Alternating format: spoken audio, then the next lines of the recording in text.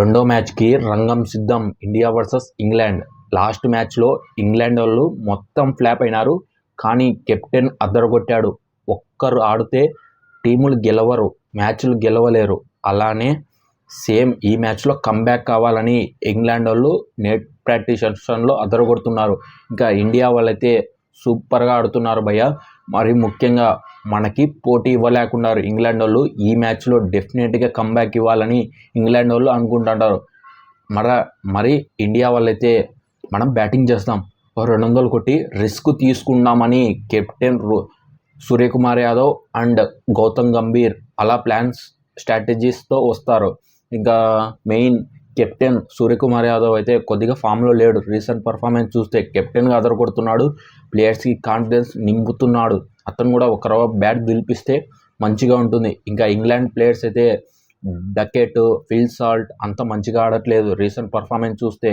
ఇంకా హరీ Brooks, Livingstone, Jacob bell వీళ్ళంతా ఫామ్లోకి వస్తే ఇంకా బిగ్ మ్యాచ్గా బాగుంటుంది. ఒక టీమ్గా ఇంకా స్టేడియంకి వస్తారు కదా, వాళ్ళకు కూడా చూసే ఛాన్సెస్ పెరుగుతుంది, ఎంటర్టైన్మెంట్ బాగా ఉంటుంది. ఈ మ్యాచ్లో అయితే నేను ఒక్కటే చెప్తున్నా, ఎవరైతే పోతున్నారో త్వరగా పోయి, ఎందుకంటే వీకెండ్స్ కదా, అందుకు చాలామంది రోడ్లలో ఉంటారు. దానివల్ల మీరు లేట్ అవుతుంది. మ్యాచ్ స్టార్ట్ అయ్యేది 7 o'clockకి, టాస్ పడేది 6:30కి. మీరు మ్యాచ్ చూడాలంటే Disney plus Hotstar with subscription ఉంటేనే వస్తుంది మ్యాచ్. ఇంకా షమీని అయితే ఖచ్చితంగా డ్రాప్ చేస్తారు. ఎందుకు డ్రాప్ చేస్తారో నేను చెప్తాను, వినండి. ఎందుకంటే సేమ్ 11తోనే వెళ్తారు. ఎందుకంటే చెన్నైలో వికెట్ అనేది స్పిన్ ట్రాక్గానే ఉంటుంది. ఇన్ కేస్ ఫ్లాట్ ట్రాక్ ఇస్తే మొహమ్మద్ షమీని యాడ్ చేస్తారు. నాకు తెలిసి ఈ మ్యాచ్లో షమీని అయితే ఆడియరని నేను అనుకుంటున్నా. విన్నింగ్ కాంబినేషన్ అని చెప్తాడు ఎవరు, సూర్యకుమార్ యాదవ్. ఇంకా వాళ్ళకు కూడా ఏమైనా 11 ఎలా ఉంటుంది, సేమ్ 11తోనే వస్తారు. ఇంకా చెన్నై రికార్డ్ అయితే గ్రౌండ్ రికార్డ్ చెప్పాలంటే ఫస్ట్ అంటే మొత్తానికి T20లో ఆడింది 2 మ్యాచ్లు. ఒకటి బ్యాటింగ్ ఫస్ట్ గెలిచింది, చేజింగ్ చేసిన మ్యాచ్ కూడా గెలిచింది. అదైతే రికార్డు 2 పక్కల ఉంది, బ్యాటింగ్ చేసినప్పుడు, చేజింగ్ చేసినప్పుడు. ఆ రికార్డు పక్కన పెట్టండి. ఇంకా ఏది పిచ్ రిపోర్ట్ ఎలా ఉంటుంది ముందు చెప్పాను కదా.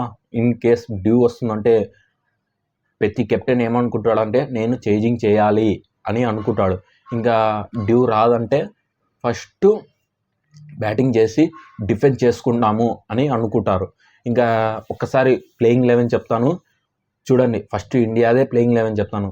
మన టీమిండియాలో ప్లేయింగ్ 11 ఏ మార్పులు ఉండవు. ఒక్కసారి చెప్తాను. First Abhishek Sharma, Sanju Samson wicket keeper. Third Tilak Varma, fourth Suryakumar Yadav, Hardik Pandya, Nitish Kumar Reddy, Rinku Singh, Axar Patel, Varun Chakravarthy, Harshdeep Singh, ఇంకా రవి బిష్నాయ్. ఇది playing 11. In case flat track వస్తే షమీని తీసుకొస్తారు. ఇంకా ఫ్లాట్ ట్రాక్ రాకపోతే స్పిన్ ట్రాకే ఉంటుంది. నాకు తెలిసి మ్యాక్సిమం సేమ్ ప్లేయింగ్ 11తోనే వెళ్తారు. ఇంకా ఇంగ్లాండ్ ప్లేయింగ్ 11 ఎలా ఉంటుంది, సేమ్ 11తోనే ఉంటారు. వాళ్ళకి స్పిన్నర్స్ అయితే అంత గొప్పగా లేరు. ఒకసారి వీళ్ళది కూడా చెప్తాను, వినండి. ఫస్ట్ వచ్చి Duckett, Phil Salt, Jos Buttler, Harry Brooks, Livingstone, Jacob Bethell, Overton, యాషింగ్టన్, ఇంకా Adil Rashid, Jofra Archer, Mark Wood. ఇది ప్లేయింగ్ 11. ఎవరు గెలుస్తారో ఫస్టే చెప్పేస్తున్నాను భయ్య, అది ఇండియానే గెలుస్తుంది. ఇంకా మ్యాచ్ ఎలా లాస్ట్ వరకు వెళ్ళినా ఇండియానే గెలుస్తుంది. అది ఎందుకో మీకు కూడా తెలుసు. ఎందుకంటే మన టీమిండియాలో స్పిన్నర్స్ మంచిగా ఉన్నారు, వాళ్ళ దిక్కు స్పిన్నర్స్ లేరు. అందుకు ఇండియానే గెలుస్తుందని నాకు థంబ్నెయిల్లో కూడా పెట్టాను. మీకు నచ్చింటే ఒక లైక్ అండ్ సబ్స్క్రైబ్ చేయండి. ఈ మ్యాచ్లో ఎవరు ఎక్కువ రన్స్ చేస్తారో అది కూడా కామెంట్ చేయండి, నాకు తెలుస్తుంది. మరొక విడత మళ్ళీ కలుసుకుంటా. అంతవరకు బాయ్ బాయ్.